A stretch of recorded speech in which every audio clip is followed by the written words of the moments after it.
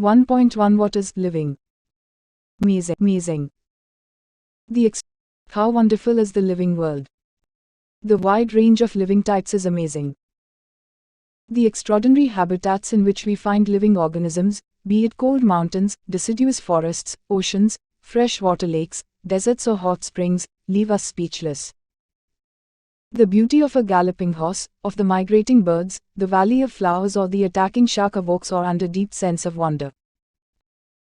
The ecological conflict and cooperation among members of a population and among populations of a community or even the molecular traffic inside a cell make us deeply reflect on what indeed is life. This question has two implicit questions within it. The first is a technical one and seeks answer to what living is as opposed to the non-living, and the second is a philosophical one and seeks answer to what the purpose of life is. As scientists, we shall not attempt answering the second question. We will try to reflect on what is living. 1.1 What is living? When we try to define living, we conventionally look for distinctive characteristics exhibited by living organisms. Growth, reproduction, ability to sense environment and mount a suitable response come to our mind immediately as unique features of living organisms. One can add a few more features like metabolism, ability to self-replicate, self-organize, interact and emergence to this list. Let us try to understand each of these. All living organisms grow. Increase in mass and increase in number of individuals are twin characteristics of growth. A multicellular organism. The Living World Chapter 1. 1.1 What is living? 1.2 Diversity in the grows by cell division. In plants, this growth by cell division occurs continuously throughout their lifespan. In animals, this growth is seen only up to a certain age. However, cell division occurs in certain tissues to replace lost cells. Unicellular organisms grow by cell division. One can easily observe this in vitro cultures by simply counting the number of cells under the microscope. In majority of higher animals and plants, growth and reproduction are mutually exclusive events. One must remember that increase in body mass is considered as growth. Non-living objects also grow if we take increase in body mass as a criterion for growth. Mountains, boulders and sand mounds do grow. However, this kind of growth exhibited by non-living objects is by accumulation of material on the surface. In living organisms, growth is from inside. Growth, therefore, cannot be taken as a defining property of living organisms. Conditions under which it can be observed in all living organisms have to be explained, and then we understand that it is a characteristic of living systems. A dead organism does not grow. Reproduction, likewise, is a characteristic of living organisms. In multicellular organisms, reproduction refers to the production of progeny possessing features more or less similar to those of parents. Invariably and implicitly we refer to sexual reproduction. Organisms reproduce by asexual means also. Fungi multiply and spread easily due to the millions of asexual spores they produce. In lower organisms like yeast and hydra, we observe budding. In planaria flatworms we observe true regeneration, i.e., a fragmented organism regenerates the lost part of its body and becomes a new organism. The fungi, the filamentous algae, the protonema of mosses, all easily multiply by fragmentation. When it comes to unicellular organisms like bacteria, unicellular algae or amoeba, reproduction is synonymous with growth, i.e., increase in number of cells. We have already defined growth as equivalent to increase in cell number or mass. Hence, we notice that in single-celled organisms, we are not very clear about the usage of these two terms, growth and reproduction. Further, there are many organisms which do not reproduce: mules, sterile worker bees, unfertile human couples, etc. Hence, reproduction also cannot be an all-inclusive defining characteristic of living organisms. Of course, no non-living object is capable of reproducing or replicating by itself. Another characteristic of life is metabolism. All living organisms are made of chemicals. These chemicals, small and big, belonging to various classes, sizes, functions, etc., are constantly being made and changed into some other biomolecules. These conversions are chemical reactions or metabolic reactions. There are thousands of metabolic reactions occurring simultaneously inside all living organisms, be they body is cellular or multicellular. All plants, animals, fungi and microbes exhibit metabolism. The sum total of all the chemical reactions occurring in our body is metabolism. No non-living object exhibits metabolism.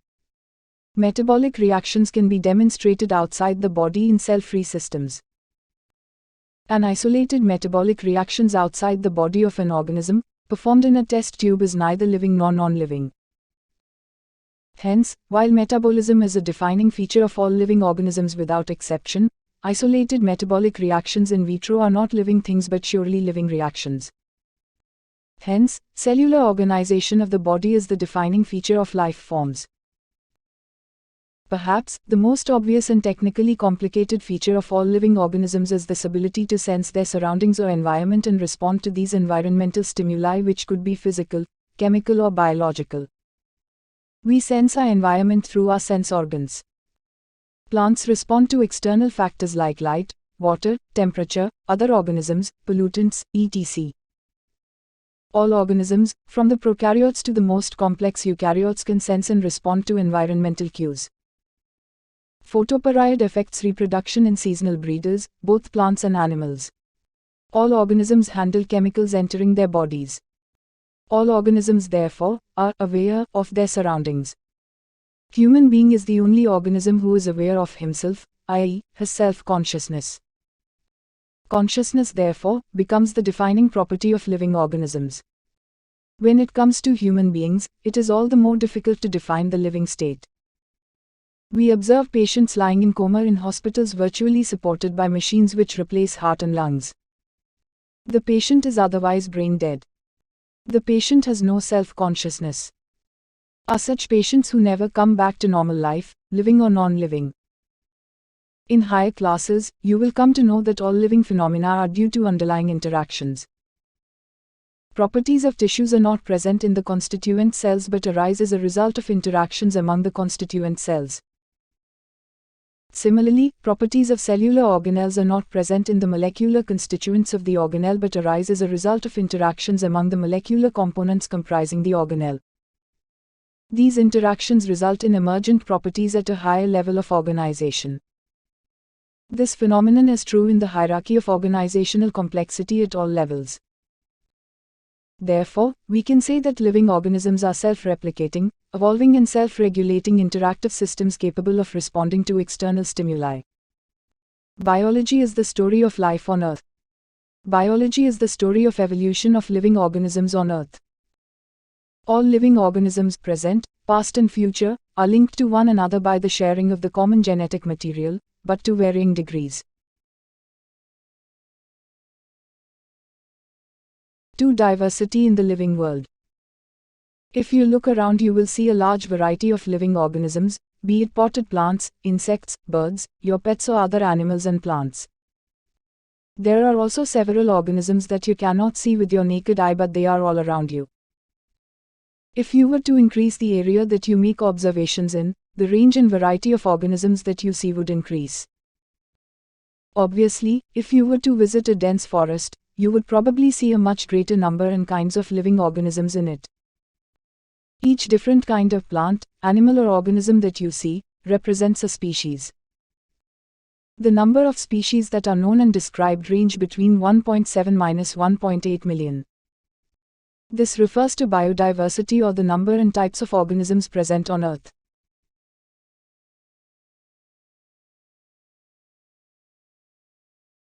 We should remember here that as we explore new areas, and even old ones, new organisms are continuously being identified. As stated earlier, there are millions of plants and animals in the world. We know the plants and animals in our own area by their local names.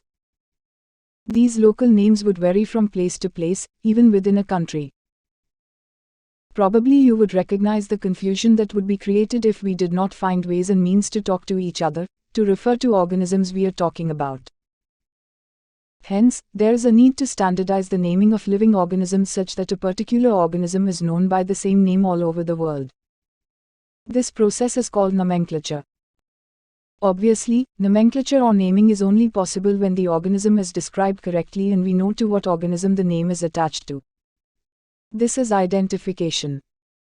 In order to facilitate the study, number of scientists have established procedures to assign a scientific name to each known organism. This is acceptable to biologists all over the world. For plants, scientific names are based on agreed principles and criteria, which are provided in International Code for Botanical Nomenclature (ICBN). You may ask, how are animals named? Animal taxonomists have evolved International Code of Zoological Nomenclature (ICZN). The scientific names ensure that each organism has only one name. Description of any organism should enable the people in any part of the world to arrive at the same name. They also ensure that such a name has not been used for any other known organism. Biologists follow universally accepted principles to provide scientific names to known organisms. Each name has two components, the generic name and the specific epithet. This system of providing a name with two components is called binomial nomenclature. This naming system given by Carolus Linnaeus is being practiced by biologists all over the world. This naming system using a two-word format was found convenient. Let us take the example of mango to understand the way of wording scientific names better. The scientific name of mango is written as Mangifera indica. Let us see how it is a binomial name. In this name, Mangifera represents the genus, while indica is a particular species or a specific epithet. Other universal rules of nomenclature are as follows. 1. Biological names are generally in Latin and written in italics. They are Latinized or derived from Latin irrespective of their origin. 2. The first word in a biological name represents the genus, while the second component denotes the specific epithet. 3. Both the words in a biological name, when handwritten, are separately underlined or printed in italics to indicate their Latin origin. 4. The first word denoting the genus starts with a capital letter, while the specific epithet starts with a small letter. It can be illustrated with the example of Mangifera indica. Name of the author appears after the specific epithet, i.e., at the end of the biological name, and is written in an abbreviated form, e.g., Mangifera indica Linn. It indicates that the species was first described by Linnaeus. Since it is nearly impossible to study all the living organisms, it is necessary to devise some means to make this possible. This process is classification. Classification is the process by which anything is grouped into convenient categories based on some easily observable characters. For example, we easily recognize groups such as plants or animals or dogs, cats or insects. The moment we use any of these terms, we associate certain characters with the organism in that group. What image do you see when you think of a dog? Obviously, each one of us will see dogs and not cats. Now, if we were to think of Alsatians, we know what we are talking about. Similarly, suppose we were to say mammals, you would, of course, think of animals with external ears and body hair. Likewise, in plants, if we try to talk of wheat, the picture in each of our minds will be of wheat plants, not of rice or any other plant. Hence, all these dogs, cats, mammals, wheat, rice, plants, animals, etc. are convenient categories we use to study organisms. The scientific term for these categories is taxa. Here you must recognize that taxa can indicate categories at very different levels. Plants also form a taxa. Wheat is also a taxa. Similarly, animals, mammals, dogs are all taxa, but you know that a dog is a mammal and mammals are animals. Therefore, animals, mammals, and dogs represent taxa at different levels. Hence, based on characteristics, all living organisms can be classified into different taxa. This process of classification is taxonomy. External and internal structure, along with the structure of cell development. Process and ecological information of organisms are essential and form the basis of modern taxonomic studies. Hence, characterization, identification, classification and nomenclature are the processes that are basic to taxonomy. Taxonomy is not something new. Human beings have always been interested in knowing more and more about the various kinds of organisms, particularly with reference to their own use. In early days, human beings needed to find sources for their basic needs of food, clothing and shelter. Hence, the earliest classifications were based on the uses of various organisms. Human beings were, since long, not only interested in knowing more about different kinds of organisms and their diversities, but also the relationships among them. This branch of study was referred to as systematics. The word systematics is derived from the Latin word systema, which means systematic arrangement of organisms. Linnaeus used Systema Naturae as the title of his publication. The scope of systematics was later enlarged to include identification, nomenclature and classification. Systematics takes into account evolutionary relationships between organisms. 1.3 Taxonomic categories. Classification is not a single-step process but involves hierarchy of steps in which each step represents a rank or category. Since the category is a part of overall taxonomic arrangement, it is called the taxonomic category and all categories together constitute the taxonomic hierarchy. Each category, referred to as a unit of classification, in fact, represents a rank and is commonly termed as taxon plural. Taxa. Taxonomic categories and hierarchy can be illustrated by an example. Insects represent a group of organisms sharing common features like 3 pairs of jointed legs. It means insects are recognizable concrete objects which can be classified, and thus were given a rank or category. Can you name other such groups of organisms? Remember, groups represent category. Category further denotes rank. Each rank or taxon, in fact, represents a unit of classification. These taxonomic groups categories are distinct biological entities and not merely morphological aggregates. Taxonomical studies of all known organisms have led to the development of common categories such as kingdom, phylum or division for plants, class, order, family, genus and species. All organisms, including those in the plant and animal kingdoms, have species as the lowest category. Now the question you may ask is, how to place an F characters of an individual or group of organisms. This helps in identifying similarities and dissimilarities among the individuals of the same kind of organisms as well as of other kinds of organisms. 1.3.1 Species taxonomic studies consider a group of individual organisms with fundamental similarities as a species. One should be able to distinguish one species from the other closely related species based on the distinct morphological differences. Let us consider Mangifera indica, Solanum tuberosum potato, and Panthera leo lion. All the three names, indica, tuberosum and leo, represent the specific epithets, while the first words Mangifera, Solanum and Panthera are genera and represents another higher level of taxon or category. Each genus may have one or more than one specific epithets representing different organisms, but having morphological similarities.